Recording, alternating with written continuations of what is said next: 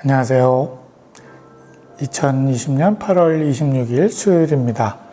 생명의 삶 큐티 함께 나누시겠습니다. 로마서 14장 13절로 23절까지의 말씀입니다. 이웃사랑에 관해서 이야기하고 있었고요. 믿음이 약한 사람, 특별히 그런 사람들의 견해를 논쟁거리로 삼지 말라고, 좋아하는 음식의 취향이 다른 것처럼 서로의 다름을 인정해 줘야 된다.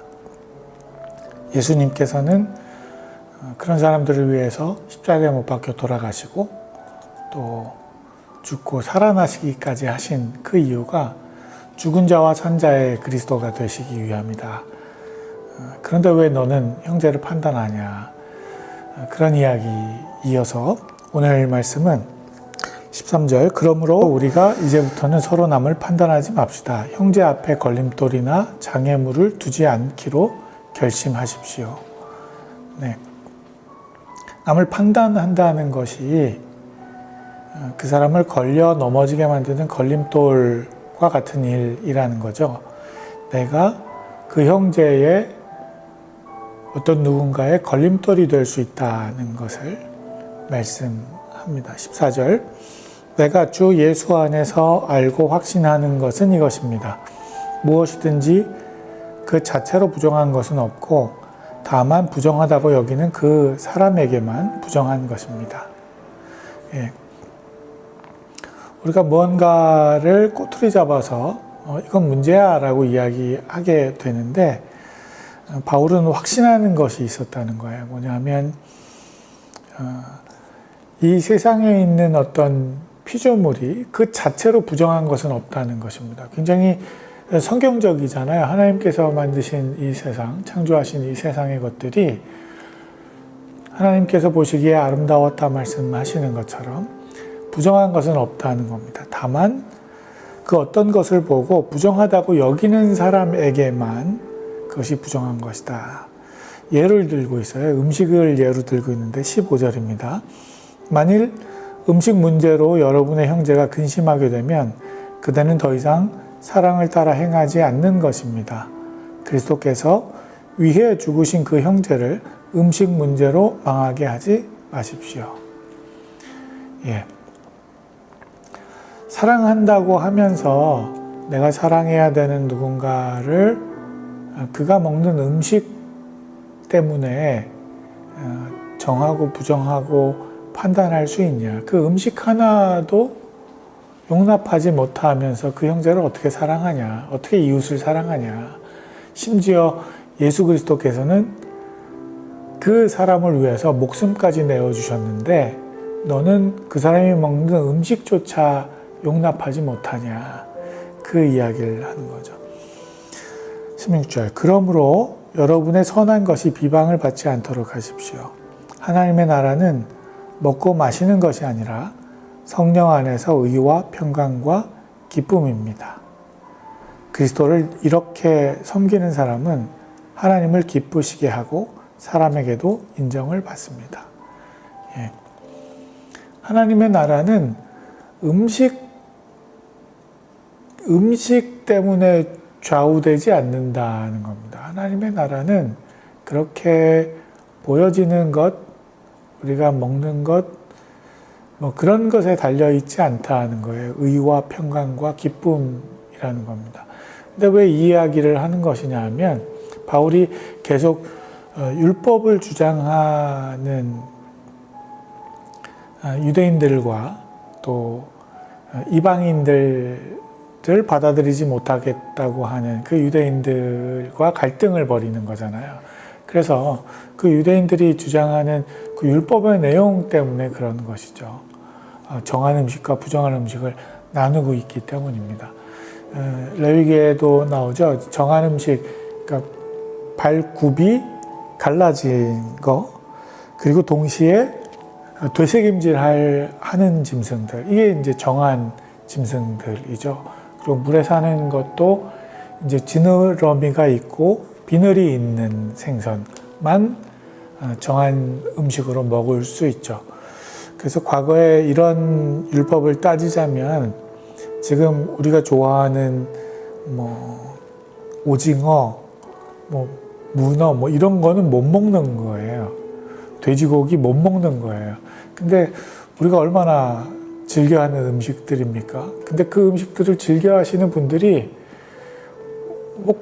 뭐 어쩔 때는 이 율법을 들고 나와서 뭐 성경에 이렇게 써 있는데 이러면서 주장하는 경우들이 있어요. 왜 성경의 율법을 취사 선택하십니까? 근데 바울이 이야기하는 거예요. 율법을 뛰어넘는 그리스도의 사랑과 은혜가 우리에게 이미 부어졌다고 이야기하는 겁니다. 의와 평강과 기쁨이 음식을 뛰어넘는 그런 더 우리가 중요시해야 되는 성령의 기쁨, 또 성령의 능력, 그리스도의 베푸심, 뭐 이런 것이라고 이야기하는 거죠. 그래서 19절 이어서 보시면 그러므로 화평을 이루고 서로 세워주는 일에 힘씁시다. 서로 율법으로 헐뜯고 비방하는 것이 아니라 세워주는 일에 힘씁시다. 음식 문제로 인해 하나님의 일을 망치지 않도록 하십시오. 모든 것이 다 깨끗하나 다른 사람을 넘어지게 하면서 먹는 그 사람에게는 불결합니다. 고기도 먹지 않고 포도주도 마시지 않고 형제를 넘어지게 하는 어떤 일도 하지 않는 것이 좋습니다. 예, 음식뿐만이 아니고 고기나 포도주뿐만이 아니고 그런 정한 짐승과 부정한 짐승 가르는 문제뿐만이 아니고 형제를 넘어지게 하는 일이면 그 어떤 것도 하지 않는 게 좋다는 것입니다. 그대가 가지고 있는 믿음을 하나님 앞에서 스스로 견고히 지키십시오. 자신이 옳다고 생각하는 일을 하면서 스스로 자신을 정죄하지 않는 사람은 복이 있습니다. 22절 이 구절은 조금 이야기가 난해해요. 근데 그 원론적인 의미는 어떤 것이냐면 스스로 가지고 있는 믿음을 가지고 타인을 강요하지 말라는 차원의 이야기입니다. 자신이 옳다고 생각하는 일을 하면서 스스로 자신을 정죄하지 않는 사람은 복이 있다. 이 이야기는 이제 내가 가지고 있는 옳다고 생각하는 그 신념과 내 행동이 일치한다면 그게 복이라는 거예요. 근데 그렇지 않은 경우들이 많다는 거죠. 23절. 그러나 의심하며 먹는 사람은 이미 정죄를 받았습니다. 이는 믿음에서 나온 것이 아니기 때문입니다. 믿음으로 하지 않는 것은 다 죄입니다. 예.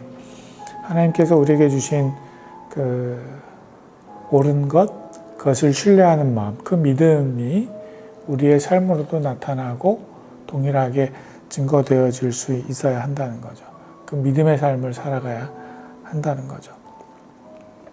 예, 오늘 말씀도 전체적으로 그러니까 그 우리가 주장하는 믿음, 그것이 우리의 삶을 통해서 이웃사랑으로 나타나고 증거되어져야 하는데 그 이웃사랑을 우리가 율법을 통해서 주장하고 이야기하면서 한낱 음식의 문제로 내 이웃을 넘어지게 만드는 우를 범하면 안 된다는 거죠. 그것이 율법을 붙드는 그런 어떤 기준이 내 의를 드러내기 위한 기준이 되면 안 된다는 말씀을 하시는 거죠. 그래서 오늘 말씀을 보시면서 저는 좀 이렇게 적용을 해보고 싶어요. 혹 내가 주장하는 믿음, 내가 옳다고 생각하는 어떤 그리스도의 사랑에 대한 신념, 뭐 이런 것들이 혹여 누군가를 넘어뜨리게 만드는 걸림돌로, 장애물로 작용하고 있지는 않은가. 우리 안에 그런 것들이 있을 수 있죠. 그걸 좀 오늘 하루의 삶을 살아가면서 고민해 보고 좀 생각을 해봐야 될 것 같습니다.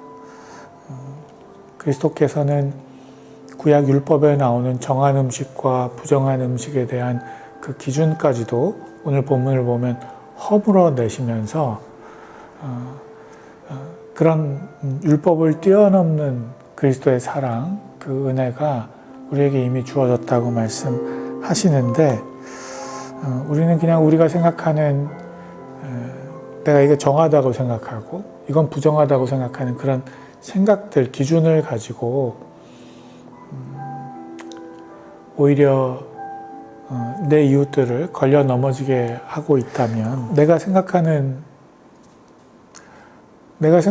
정한 것과 부정한 것이라는 이 잣대가 혹시 예수 그리스도의 그 십자가의 긍휼을 가리우고 덮어버리는 기준이 되고 있지는 않는가.